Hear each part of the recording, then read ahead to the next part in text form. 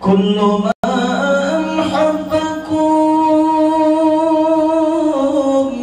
يا هنا يا هنا يا هنا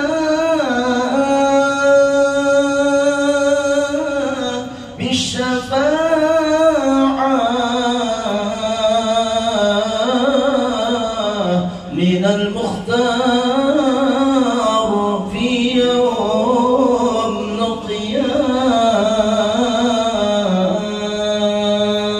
القيامة يريد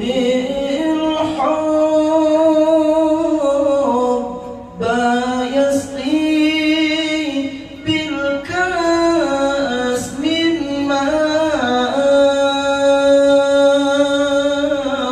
حق صافي مصفى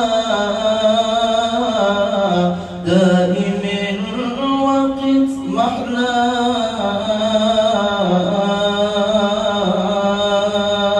محلاه ولتصلوا على من حبه الله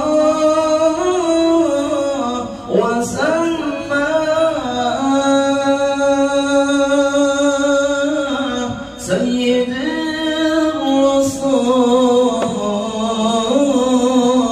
الرسول من علمه علمه وأسماه سيد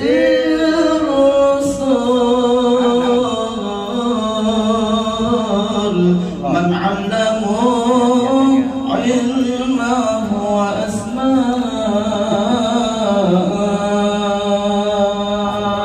وأسماه يا ربي بالمصطفى بلغ مقاصدنا واغفر لنا ما مضى يا واسع الكرم يا واسع الكرم يا ربي بالمصطفى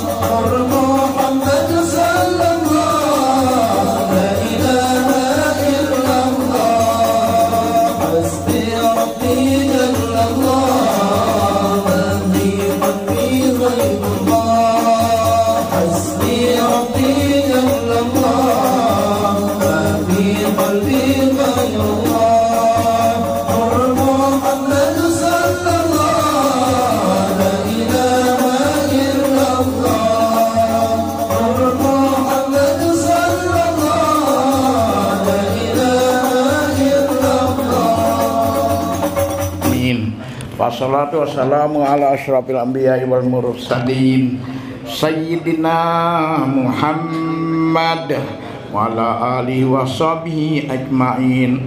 Allahumma ja'al wa awsil wa taqabbal sawmul Qur'anil azim wa mahlan min la ilaha illallah wa ma sabbahna subhanallah bihamdi wa ma astaghfarna wa ma sallaina ala nabiyyina sayyidina Muhammadin sallallahu alaihi wasallam fi hadzal majlisil mubarak hadiyatan wasilah wa rahmatan nazilah wa barakatan syamilah wa sadaqatan mutaqabbalah nuqaddimuha wa nudiha ila rati sayyidina wa syafi'ina Muhammadin sallallahu alaihi wasallam wa ala alihi wa sahbihi wa dzurriyyatihi wa ahli baitihi ajmain summa ila Ahmad Isal Muhajir wa usulihi wa purihi sumla arwahi sadatina wa kutubatina bakil muqaddam wa ila arwahi sadatina Ali Ba'alawi wa usulihi wa purihim bi annallaha ta'ala yarhamhum summa ila arwahi lam nijtamana huna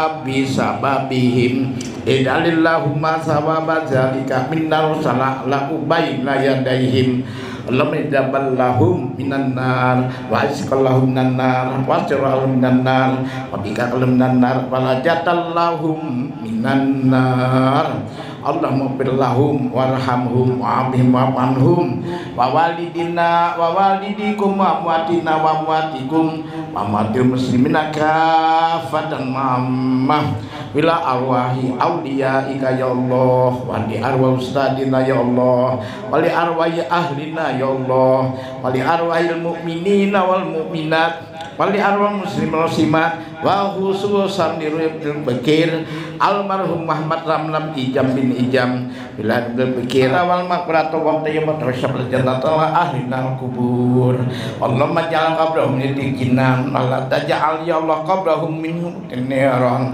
wa la haula wa la quwwata illa billahil aliyyil wa barakatuh. Bismillahirrahmanirrahim. Bismillahil malikil qudusis salam. Bismillahil azizil hakim. Wassalatu wassalam ala sayyidina wa nabiyyina Muhammad wa ala alihi wa sahbihi ajmain. Faina insyaallah ba'asuli kitab Syekh Abdul Qadir Jailani Futhul Ghaib wa nafa'na bihi wa lumi bidarain amin ya rabbal alamin.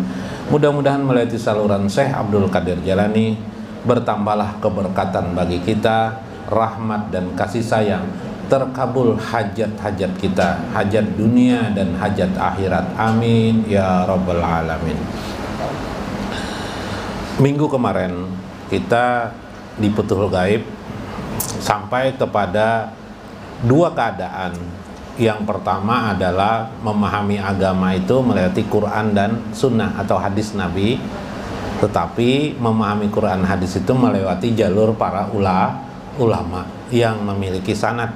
Dalam hal ini sanad akidahnya adalah Ahlu Sunnah wal Jamaah, Imam Abu Hasan Al-Asy'ari yang dikenal dengan sifat 20.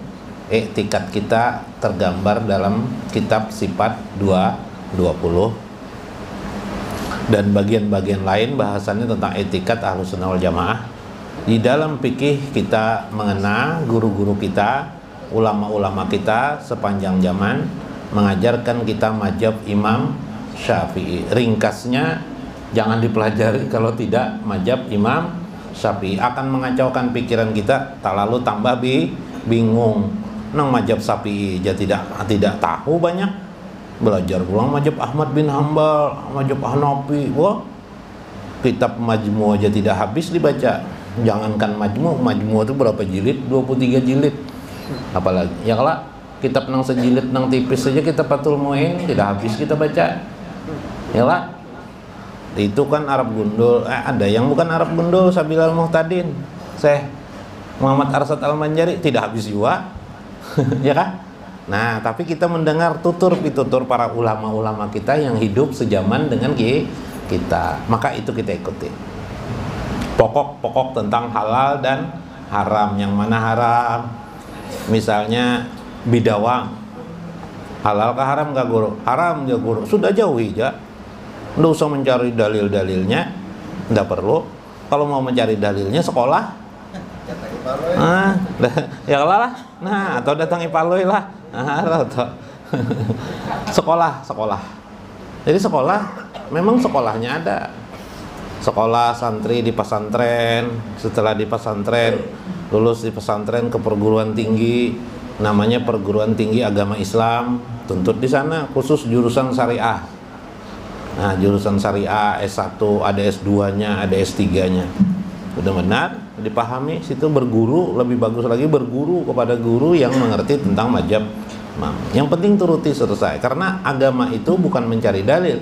Agama itu adalah melaksanakan apa yang disampaikan oleh risalah itu sendiri. Ya lah. Nah, kan pelaksanaan. Bidawang haram sudah, jangan dilaksanakan. Timpakul haram dimakan, jangan dimakan timpakul. Timpakul untuk dimakan, undang sing banyak kan, kenapa cari timpakul?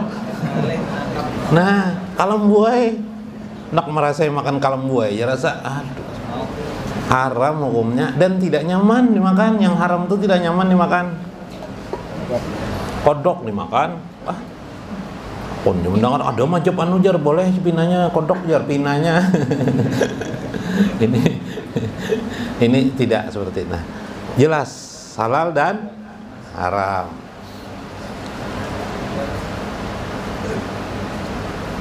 Berselingkuh dengan wanita haram, berselingkuh dengan wanita yang punya suami makin nyai. Ya kalau tahu aja sudah tuh.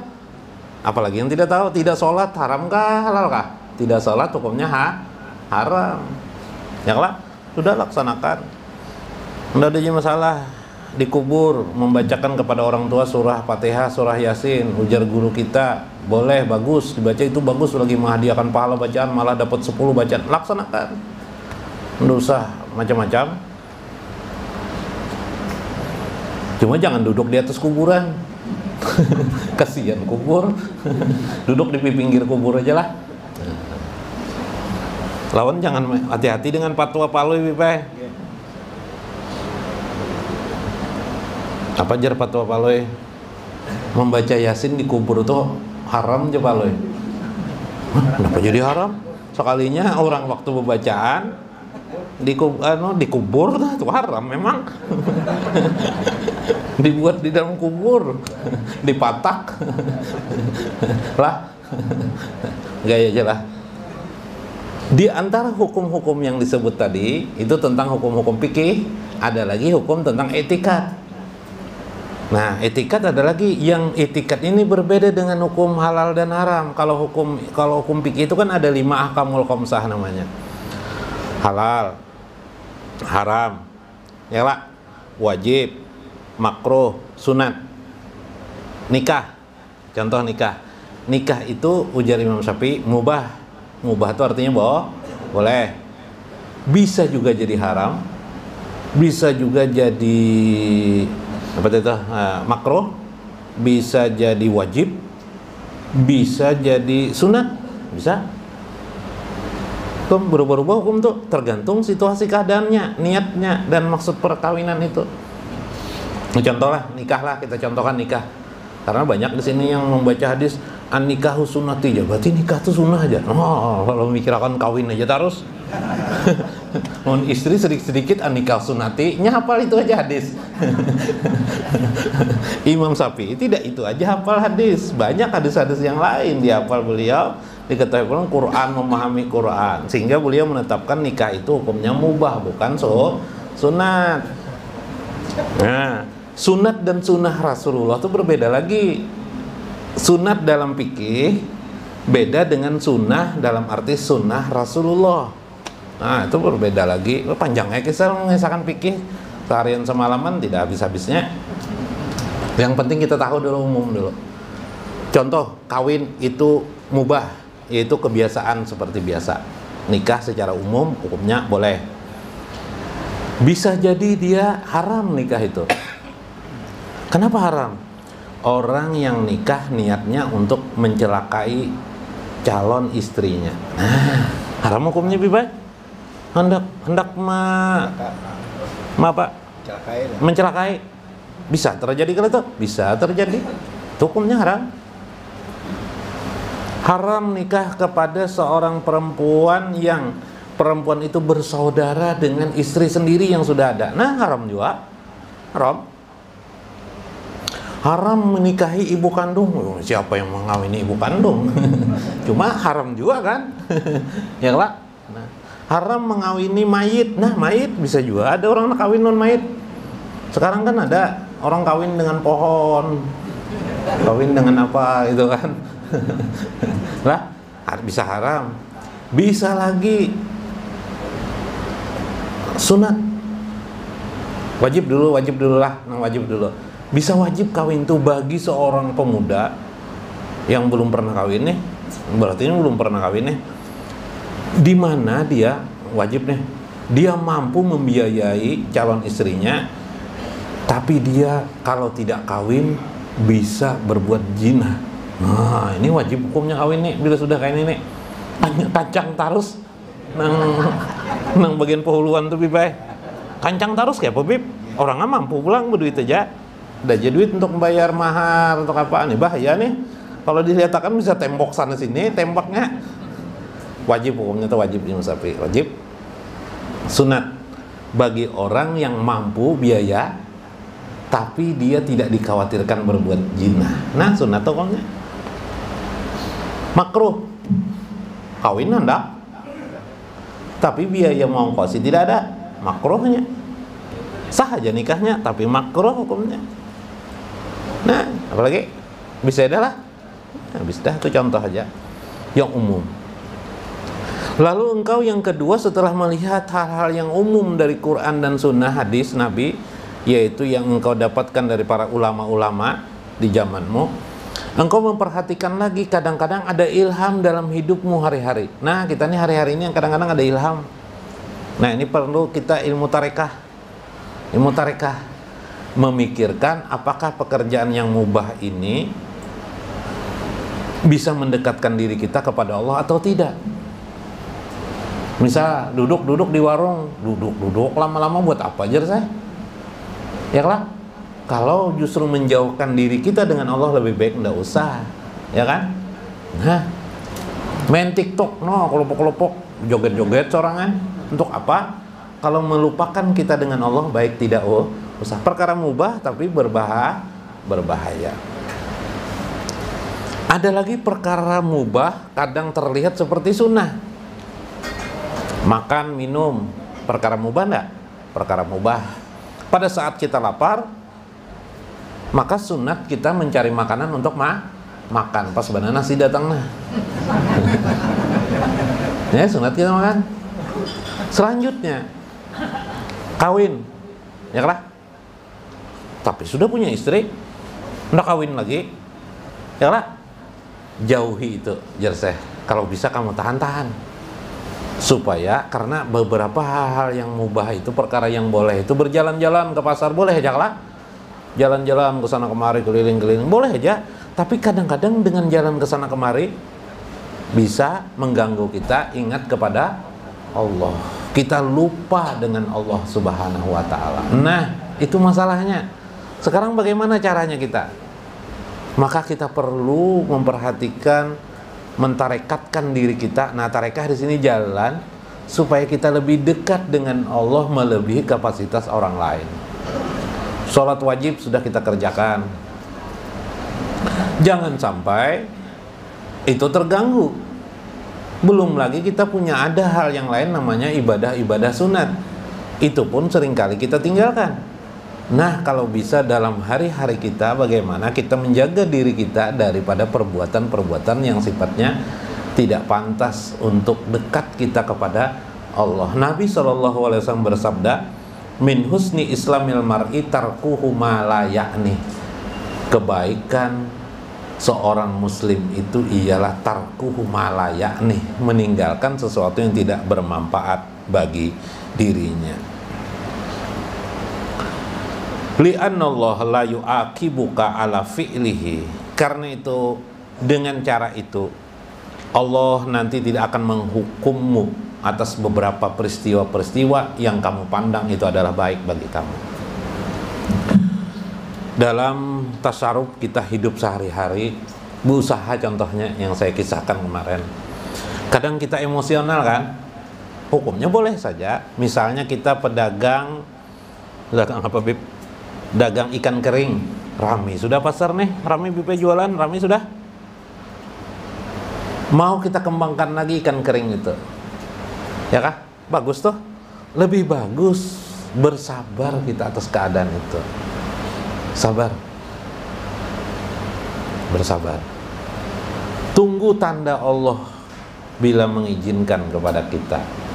Jadi sabar, tabung aja uangnya, ya kah? Punya sarang burung, sudah berhasil satu buah sarang burung, panen sudah panen.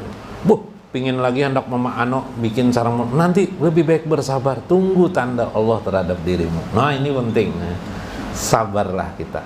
Maka pada saat kita sabar, kita mendapatkan bahasa syariat pahala, bahasa tarekat dekatlah kita, menjadi jalanlah bagi kita untuk mendekatkan diri kepada Allah. Jangan memaksakan diri. Nah, itu maksudnya. Yang berbahaya adalah kalau kamu memaksakan diri, nanti kamu akan diletakkan Allah pada suatu akibat yang mencelakakan dirimu. Banyaklah orang menambah lagi usaha besar-besar, bangkrut gara-gara menambah utangnya di bank makin besar. Apa yang terjadi, Beb? Bangkrut, patah hati, putus asa, akhirnya sholat tidak mau lagi. Na'udzubillah min dzalik. Hati-hati dalam hidup ini. Nah, ini penting tentang memahami tentang, maka wa inna ma tatrakul uqubah nahwuka likaunika fi syai'in. Maka engkau bisa menghindarkan siksa Allah pada dirimu dalam kehidupan ini, yaitu siksa yang kamu tidak bisa kamu sadari. Ada kan orang yang musibah demi musibah, yalah beruntun musibah aku ini sebagainya. Ini adalah istilahnya keadaan yang sebelumnya terjadi sudah memukul kita tanpa kita sadari, terus menerus akhirnya runtut meruntut akibat perbuatan setahun kita yang lewat, 2 tahun yang lewat memukul kita. Sesuatu itu yang kita lihat selesai di hadapan kita, sebenarnya itu masih memiliki dampak belakangan demi belakangan. Allah berfirman, innama yusibahum bi ba'di dzunubihim. Sesungguhnya musibah itu datang bi ba'di dzunubihim, karena dosa-dosa mereka. Karena syariat sendiri itu secara real tidak tuntas. Memang sengaja di situ ada kesannya semua hal tentang Allah tidak suka terhadap hambanya. Makanya di dalam syariat itu ada istilah dosa besar dan dosa kecil. Dosa sangat besar, syirik, dosa besar, dosa-dosa besar, dan dosa kecil. Selain itu sebenarnya masih ada dosa-dosa yang tidak diketahui oleh orang. Panjang kisahnya toh. Nah, karena itu perlu memahami dua persoalan itu. Namun perkara dosa besar dan dosa kecil itu dapat dihindari oleh orang-orang yang sudah pada umumnya bisa dilakukan secara syariat. Tapi bagi orang tarekat menuju ma'rifat, menjadi ma'rifat, dia perlu sebuah hakikat di dalamnya. Wa in kunta fi halatil hakikah wahia halatul wilayah. Jika engkau ingin masuk kepada sebuah wilayah kewalian, engkau harus merebut dua perkara ini di hadapanmu. Nah, ini ada dua nasihat Syekh Abdul Qadir Jailani. Mudahan sempat 5 menit lah. Ahaduhuma, salah satunya, anta akuza minad dunya al-qut alladhi huwa haqqun nafsi wa tatrukul haji wa tu'addil farda. Hendaklah engkau terhadap urusan dunia sekedar apa yang kamu bisa merebut dan meraihnya. Nah, ini untung orang miskin. Kalau orang kaya, satu gunung batu bara bisa mencari gunung berikutnya lah. Nah, kalau yang tidak ada gunungnya, Pak, gunung di rumah nara lagi yang dinaiki lah.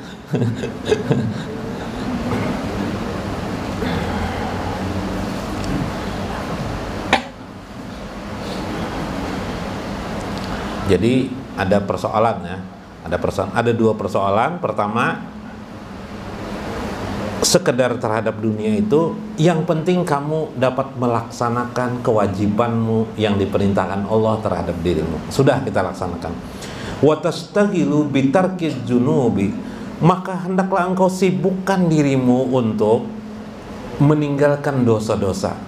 Majora minha wa mabatan, dosa yang terlihat tampak dan dosa tidak terlihat. Kalau dosa tampak ngerti ya, sudahlah. Berzina, judi, mabuk-mabukan, minuman keras tuh tampak tuh, jelas tuh. Majora minha, yang tampak dah. Yang batin tuh dosa apa? Seperti mengeluh kepada Allah. Mengeluh tuh dosa sebenarnya. Mengeluh kepada Allah. Apalagi putus asa itu dosa besar. Meskipun hanya di hati. Ada perasaan kecewa dengan Allah, dosa itu. Ada perasaan kecewa, itu tampak enggak? Tidak tampak, kita saja yang tahu, orang lain mana tahu. Tidak bisa menerima takdir Allah, tampak enggak? Tidak tampak di hati kita, itu dosa itu. Ma jauhara minha wa ma baton, apa yang batin pada kita. Perhatikan hati kamu. Maka dosa-dosa yang batin itu umumnya ada di hati kita. Yang bila kita tidak belajar ma'rifatullah, menumpuklah dosa-dosa batin itu menjadi seperti gunung. Makanya ada orang beramal-amal seperti gunung, di akhirat tidak ada gunungnya, kosong, nol, malah minus. Kenapa? Karena di hatinya ria kepada manusia, minta lihat oleh manusia. Contohnya, iyalah, dosa di mana tuh ria tuh? Dosa di hati, sum'ah. Kalau ria minta pamer, minta lihat. Inilah akulah, nyumbang lah. Nah, tulis namaku lah. Situ misalnya nama Paloy misalnya. Nah, ditulis Paloy. Nah, kelihatan enggak? Sum'ah tidak kelihatan. Duduk di pengajian Majelis Ta'lim Nurullah. Kira-kira aku jenang di sini, bagian kita nih jali surga, kira-kira di sinilah. Nah, itu sum'ah di hati. Nah, meskipun di hati. Nah, tidak boleh, itu sesuatu yang menumpuk di hati. Itu pertama. Jadi pertama, kita menyibukkan diri kita untuk meninggalkan dosa sementara sambil kita mengerjakan kewajiban kita. Ini pertama. Nah, yang kedua ini yang paling sulit. Ini perlu pendalaman, mungkin sambungannya nanti minggu depan. Waqas musani, bagian yang kedua adalah makana ya'muru batin, yang Allah perintahkan kepada kita pada perkara batin. Nah, ini orang arif billah aja bisa. Mudah-mudahan kita semua di sini kau menangkap maksud saya ini. Ini perkara batin, kita perdalam ini. Inilah ciri khas aulia Allah. Ini ciri khas aulia. Yang pertama ya satu dulu sama aja kita. Tapi ini menangkap perintah Allah melewati jalur batin. Subhanallah. Wahwa amrul haq, ini sebenarnya adalah perintah Allah Azza wa Jalla. Ya'muru abdahu wa yanhahu, yaitu perintah Allah kepada hambanya dan larangan-larangan terhadap hambanya. Wa innama bitahqiqi bihajal amri fil misbah allazi laisa lahu hukmi bisyar'i ala makna laisa min qabilin nahyi wala min qabilil amril wajib. Perkara ini harus engkau perhatikan karena engkau harus membawa lampu al-misbah menerangimu, yang dia tidak terlihat tertek di dalam hukum-hukum syariat kita atas sebuah makna di dalamnya, bukan soal larangan ataupun perintah yang wajib sifatnya, tapi ini adalah yang perkara batin, merupakan perintah Allah. Bal huwa mahmilu tarkil abdi bitasrifi pihi biktiarihi yatasharrafu pihi biktiarihi pasamma mubahan. Yang harusnya kita tinggalkan misalnya bagi seorang hamba itu untuk memilih untuk meninggalkan atau kita melakukannya, maka dinamakan dia adalah perkara mubah saja, terlihat secara umum adalah mubah. Seperti kita misalnya berjalan-jalan dari Banjarmasin ke Martapura, melihat-lihat. Lama aku tidak melihat lapangan bola di sana. Oh, di jalan ke sana melihat lapangan bola. Raminya orang di mana? Di Gubernuran datang ke sana. Ya lah, perkara-perkara mubah saja itu. Tapi sebenarnya di situ ada perintah Allah. Fala yahdusul abdu fihi syai'an min indihi bal yanjurul amro fihi.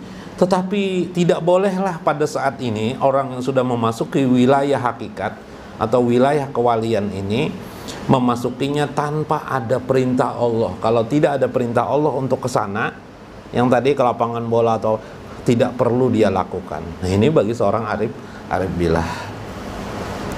Fa iza amala imtisala patasiru harakatahu wa sakinatahu billahi aja wajalla. Maka jadilah dia menjunjung perintah Allah. Bila dia memasuki ini, dia menjadi orang yang menjunjung gerak-gerak kehendak Allah, maka geraknya dan diamnya semata-mata billahi aja wajalla. Ma fis syar'i hukmihi, tidak ada hukum itu di dalam syara'. Subhanallah. Fa bis syar'i wa ma laisa lahu hukmi bahwa mujarradul fi'li halati taslim.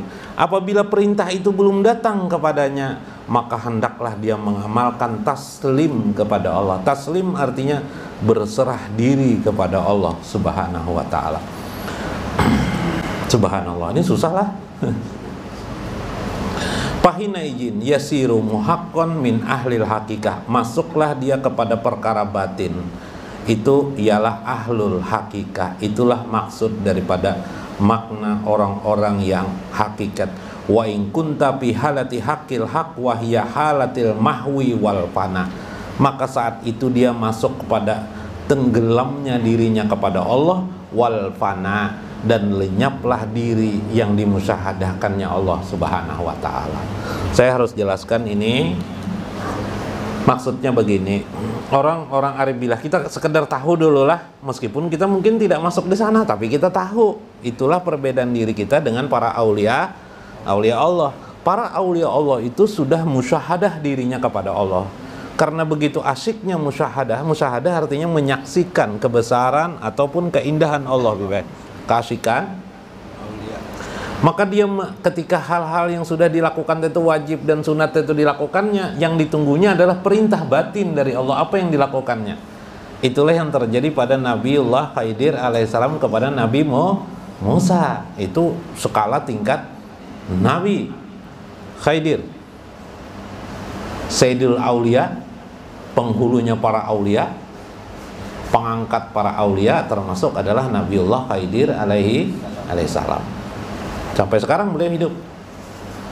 Kalau anda percaya, tunggu aja nanti di lapangan bola situ, insya Allah sini muncul tuh. Asal sanggup aja mah nunggunya. Berulah. Nah, aulia bipah. Jadi maksudnya apa? Di sini itu kita menunggu perintah. Orang yang seperti ini orang yang sudah fana, yang dirinya tenggelam dalam merasakan kebesaran dan keindahan Allah Subhanahu wa ta'ala. Nah, ini tadi itu. Maka yang ditunggunya adalah perintah Allah. Apakah dia harus berjalan ke suatu tempat ataukah dia diam dalam ketenggalamannya? Pada saat itulah dia menerima jazbah dari Allah, tarikan dari Allah untuk melakukan sesuatu. Sehingga perkara itu baginya adalah melaksanakan perintah Allah yang bagi kita mungkin tidak pernah kita sadari. Nah, kita tidak paham. Itu rahasia dalam hidup. Lalu untuk apa Syekh ini menjelaskan dari perkara ini?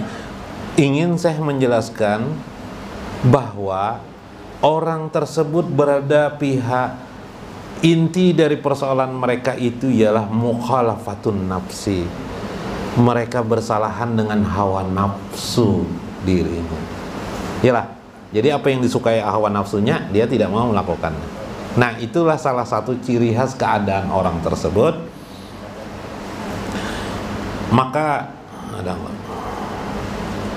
Maka dia adalah minal hauli wal quwah. Tidak ada sedikit pun baginya merasakan dirinya ada lagi kekuatan dan daya, adanya kehebatan tentang dirinya, bahkan terhadap dirinya. Inilah yang dimaksud. Maka orang-orang tersebut akan menerima perintah-perintah dari Allah Subhanahu wa ta'ala. Itulah yang disebut dengan khalifah fil ardi, yang di dalam Al-Quran, ini jailun, sesungguhnya aku ingin mengadakan atau menciptakan khalifah di muka bumi, yaitu orang yang sudah fana dirinya, yang akan setelah fana itu dia akan menerima perintah-perintah Allah secara batin. Ciri khas mereka, kalau kita ingin seperti mereka, ialah tidak ada lagi merasa hebat diri, merasakan diri tidak ada daya dan kekuatan, lenyap dalam kekuasaan kudrat Allah Subhanahu wa ta'ala. Di antara fanafilah itu ialah lenyap al-mahwu atau tenggelam dalam kudrat Allah Subhanahu wa ta'ala. Mudah-mudahan bermakna, mudah-mudahan bermanfaat. Wallahul muwaffiq ila aqwamit thoriq. Wassalamualaikum warahmatullahi wabarakatuh.